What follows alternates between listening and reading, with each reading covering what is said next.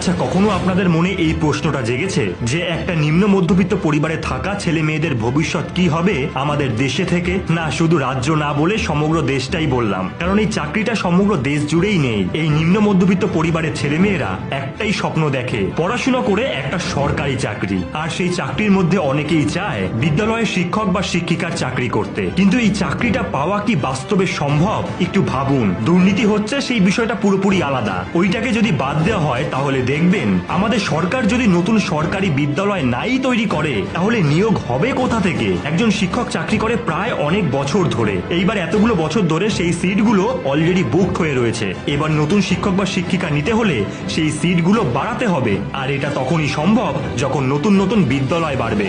সরকারি বিদ্যালয়গুলিতে ইংরেজি শেখানোর প্রশিক্ষণের উপর জোর দেওয়া হবে, বা তারও আগে দরকার প্রত্যন্ত গ্রাম এলাকায় ক্যাম্পেইন চালানো যে পড়াশোনার গুরুত্ব কি, তাহলে মানুষ বুঝবে এবং তাদের সন্তানদেরকে বিদ্যালয়ে পাঠাবে। কারণ বর্তমানে সরকার যা রূপ ধরেছে কেউই পড়াশুনো করতে চায় না, কারণ তাদের কাছে প্রশ্ন আছে যে পড়াশোনা করে কি হবে। আমাদের কাছে সেই উত্তর নেই, তাই এই শিক্ষকতার চাকরি চাওয়া বৃথা বলে মনে হয় আমার কাছে। আবার এই নিম্ন মধ্যবিত্ত ফ্যামিলির কাছে কখনোই সম্ভব হয় না আমাদেরকে ল পড়াবে বা MBA পড়াবে। আবার ছোটবেলা থেকে ইংরেজি স্ট্রং না হওয়ার জন্য কত কিছুই হাতছাড়া হয়ে যায় আমাদের। অতএব কোনো শপিং মলে কাজ বা কোনো কিছুর এজেন্ট, তাই আমি বলবো এই সরকারের ভরসায় না থেকে ডিজিটাল প্ল্যাটফর্মে কোনো কন্টেন্ট ক্রিয়েশনের কাজ শিখুন।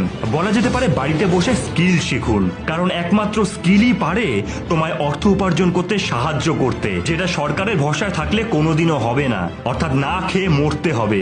তাই এইরূপ শাসক দলকে আর কতদিন দোষারোপ করবে? এরা শোধরানো নয়। তাই কিছু স্কিল শিখে ইনকাম করার চেষ্টা করুন, কারণ আমরা চুরি করতে পারবো না, লোকেরটা মারতে পারবো না, কিংবা ক্যামেরার সামনে নগ্ন হতে পারবো না।